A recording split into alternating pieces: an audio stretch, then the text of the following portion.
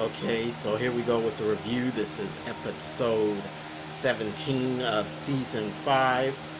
Now it started out lit. So, last week Veronica came up there and sat down at the table with David and Erica, ready to start some stuff.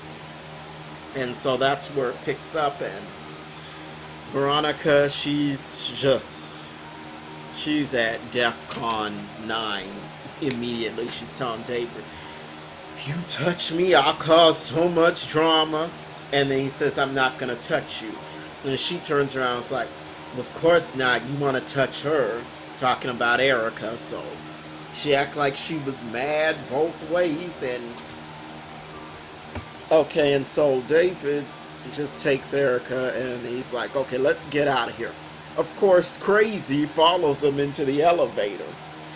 And she shuts I guess it's like when you lock the elevator doors, you just shut it down. And she won't move from in front of the buttons. And I didn't realize that David had a restraining order against her. I forgot about that. I can't even remember when that was first mentioned, but anyway, he has a restraining order against her. But she's going on, oh, you're humiliating me, and David brings up Benny, and Veronica, once again, she flips and is like, well, that's still going on. And she really doesn't make any sense. She's trying to have stuff both ways. And so she's not backing off. And she wants a big fight, and she's telling Erica, well, you can't hit me, I'll whatever. She just is basically saying she'll press, yeah, that's what she said, she'd press charges if Erica hit her. So Erica shuts down the security camera, like moves it off to the side or whatever, and she just starts to come on to David, which is, really is what's going to set Veronica off. And basically is trying to do it in the elevator. And that's when Veronica goes crazy. She starts yelling, calling Erica a hoe. She's just trying to beat her down, and David's just in the middle. He's trying to keep, just the big fight from ensuing. And so the emergent, well, of course, if the elevator's stuck or stopped, the attendant or whatever is going to come over the system and think that something's going on. And Veronica starts yelling. She just starts yelling that she's being attacked. And so they finally are able to get the elevator open, and as soon as the elevator opens, Veronica decides to act a fool and throw herself to the floor, screaming that she's being attacked. She has no sense. She has no sense anymore. And if you remember her from, no respect for herself. And if you remember her from the first season, she had a nasty attitude, but she wasn't this over the top. She's just dialed the over the top up so many notches.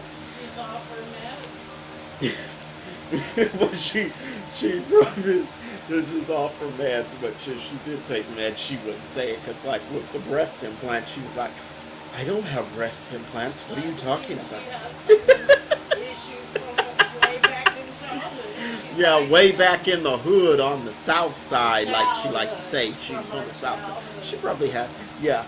But anyway, let's move on to Charles. And so Landon is Charles's political consultant. And he's trying to tell Charles, you need to get your stuff together. Your speeches, they're tired, they're weak. That was fine for a senator, but you got to be presidential. And he's all, well, I won debates with this stuff and blah, blah, blah. And he's just being all kinds of annoying. And, well, I didn't hire you. Yeah. And he said, well, I didn't hire you. So-and-so hired you. Clearly somebody on the staff. And Landon just proceeds to tell him about Candace. She's bad news. You don't need to be around her. She's wanted for murder. And that doesn't deter Charles. He's just like, well, you need to clean up her image. I like her. I want to invite her to. The iPad first. Yeah, that's right. He did. That's right. He showed him the iPad, and it's a picture of Candace with a book now button under it. So obviously, you know what that means. And that's when Charles said, "Okay, clean her up, fix her image. I want to invite her to the inauguration." And he's not being deterred. So Landon just is like, "Okay," and he kind of backs off. But he goes outside and he calls the police and said that Candace you're looking for, she's in room 3 whatever. So I don't know when the police are going to come looking for Candace, but they're going to come looking. And so we get to Wyatt, and he's still trying to get through this mess, and the lady from the center, she's telling him about how she was on meth and all that, and he goes, wow, and she's like, well, that's judging, and I'm like, no. But that dialogue was kind of slow there, so I'm going to just move on to it. What'd you say? I just said he wasn't being judgmental. I don't Yeah. think he could believe Yeah. that she Yeah. had ever been Yeah. addicted to Yeah. drugs, that's all. Yeah, that was it.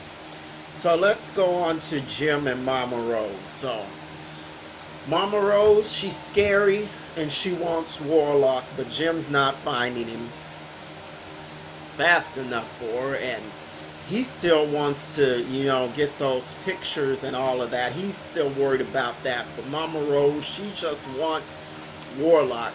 She wants him dead because he shot at her grandson. And Jim is saying, well, I've done you so many favors with your boys while I was on the bench. I've done you favors. I protected you. And she doesn't care. She's just like, you need to get this done. No matter what you did for us, you need to get this done. And she just says, well, I'm going to send you a message. I'm going to let you know how serious I am. And he said, well, can't you tell me what you're going to do?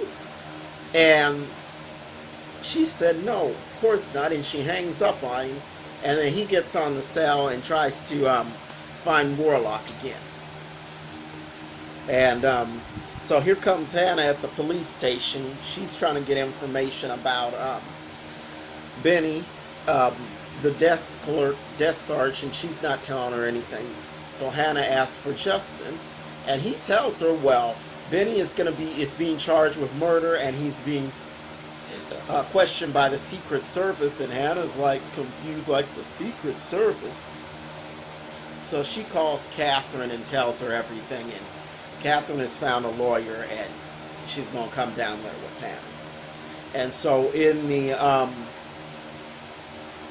the questioning room, Benny's in there with the Secret Service, and he does still, nobody has told him what's going on, why the Secret Service is involved. But one thing Benny said is, I just want to go home. And I said, well, you really don't have a home. I mean, you're living out of motels. The one motel room you were in at the present was shot up, and nephew was killed in there. So you really don't have a home. But anyway, so he asked the Secret Service agent, can I use your phone? And of course he's going to say, no, you can't do that. I can't let you use my phone. You're under a whole lot of federal restrictions, and just all of that jargon. And finally, he just hands him the phone like, oh, what the heck? And he did. And that's right. And he did tell Benny that you're being railroaded. And so at first, Benny calls Hannah. Hannah doesn't pick up the phone. And I'm like, really, Hannah? You decide you're not picking up the phone after you've been looking for Benny, then you don't answer your phone. Anyway. And so Benny he makes the second call to Mitch, and the Secret Service agent says, hey, that's not your mother. And Benny wants Mitch to come pick up Hannah. You need to get her out of here. And Mitch says, okay, I'm going to be down there, but I'm at the restaurant now with my family. Something's about to pop off. And what was about to pop off happens at the end, and I'll get to that. And so Erica calls Candace on the phone, or did Candace phone? Candace called her because Candace wants another cell because Charles took all her stuff. And Candace was calling from a landline. And Erica kept asking her, girl, where are you? What room are you in? And Candace was not giving it up. And David was in the bed asleep because, as Erica said, I put him to sleep. And I'm like, okay, yeah, we don't need you to share that. And Candace ended up telling her, well, get off the phone. You shouldn't be doing that. And so, but Candace was at least smart enough not to give Erica her room number. She just said, you know what, it changes every day. And she just didn't tell her. She's smart and stupid, still laying up Yeah, there, she's don't stupid know and her still son's laying up in the dead. bed. She doesn't know her son's dead. And she tells Erica to be careful about Veronica. And Erica's like, well, you know where I'm from. Candace says she plays on a higher level, and Erica says, I'll cut her down to her knees. And anyway, Veronica will come up with something crazy. She had Maggie Day killed, so she can go way, way over the top. And so, let's see. Okay, and so let's get to Jeffrey and Landon. So basically all this was Landon drunk and thirsty and hitting and begging Jeffrey, oh please, just 5 minutes, please. Please, oh please. I want to. Yeah, he's begging a dog for a bone, and Jeffrey's just like not even, he's just like, no, go away. We're not doing this. We're not doing this. We're not doing this. And and Jeffrey talks so proper, he's like, please stop talking sexual. And I said, why can't you just stop? You just say, stop the nasty talk. I don't want to hear it. I'm like, talk like, you don't have to talk like you're in university. He should have, but he does like the attention. And so, Landon follows him to his hotel room. When they were on the elevator, Landon's just like pawing all over him. Yeah, and begging and pawing, and it was pathetic. And so they get to Jeffrey's hotel room. Jeffrey opens the door and cuts on the lights, and Justin is there naked in the bed, and it's like, what? And so that's gonna set off some stuff. So, so the ending was this. So we see this van pull up into this parking lot, and these guys, they take this big shrink-wrapped body out and put it out on the pavement, and they drive away. And this lady, tossed is better. And so this girl walks up and she looks at it and is like, ah! And I said, that extra, she probably got paid at least $500 to do just that, because they get paid not a real high amount, but it's decent to pay a bill. And so the shrink wrap body, it has a note on it. It says Jennifer Salison, crier victim. So that's what Mama Rose's threat was. She was going to dump Jennifer's body out in public and put the crier's name on it. So next week, Veronica's lurking everywhere. In the preview, she's running around trying to click pictures of Justin half dressed, and he's like, no ma'am, please don't. And I'm like, why are you calling her ma'am? I mean, what is the point? I mean, you're trying to be. But anyway, that was the episode. And if you like these reviews, hit the like button and subscribe, and I will see you later.